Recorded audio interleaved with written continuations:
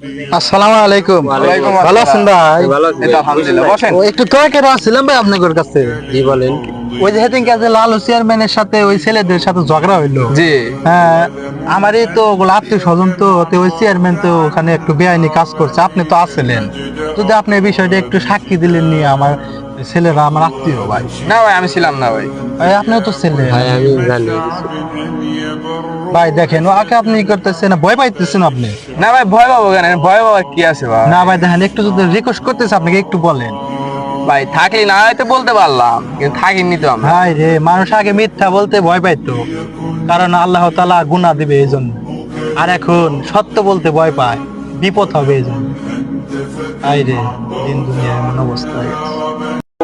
তোমাকে ডাকে যদি একবার আল্লাহ, আমাকে কাছে টানো।